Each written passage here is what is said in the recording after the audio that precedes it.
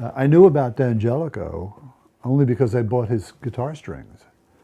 And I would come to understand that he made these guitars that were well known and very desirable. And in fact, I would see one of these guitars from time to time, because in those days we used to have a clam bar behind, not too far from our house. It was a restaurant. And there was a dance floor out there. And weddings would often take place, and there would be a wedding band. And I would, every time I heard some music going on, I would run over to this place, and there would be inevitably the guitar player. And I'd want to find out what he's playing. And sometimes I would see the guy's playing either a Gibson or a D'Angelico, an Epiphone or something like that. And I would tuck that information away in my mind. Also, when I was 12 years old, I was working for my father at the time in summer jobs.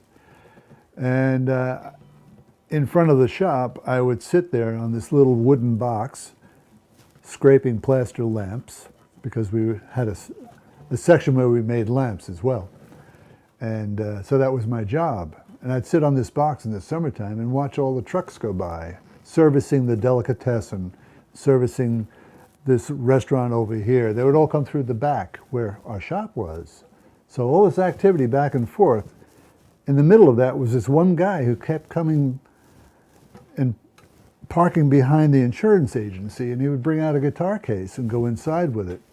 Well, that caught my attention. I went over to him one day and I said, "I know that's a guitar. Can I see it?" "Yeah, sure." And he opens the case up and he shows me a Gibson ES-175. I said, "Wow, that's nice." He said, "You think that's nice? Wait till you see what I'm getting." "Oh, what's that?" "I'm having this guy in New York City, Mr. D'Angelico, he's making a guitar for me." "Really, I'd like to see that too." Sure enough, months go by. He drives in the back of this place again in his new Impala Chevy, convertible. And a new case comes out of the car. I said, "That's it." I ran over there. "Mr. Consiglio, can I see that guitar? That's your new one, isn't it?" Yes, you want to see it?" He opens the case up on the ground and he pulls out a guitar. And the guitar is like this one.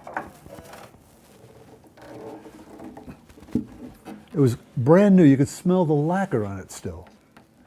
And it looked shiny and brilliant and new. And he didn't really play anything, but he may have strummed it a little bit.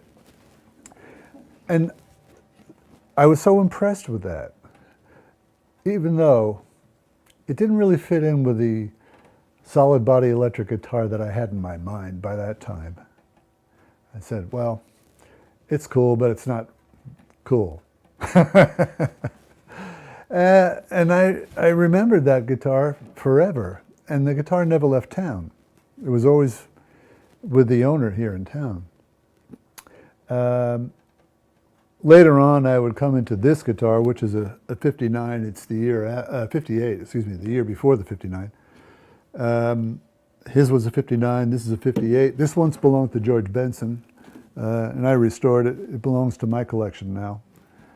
But this is as close as you can get to the very first D'Angelico that I ever saw, which influenced me for years to come, down the road. It would be something that I would hang on to.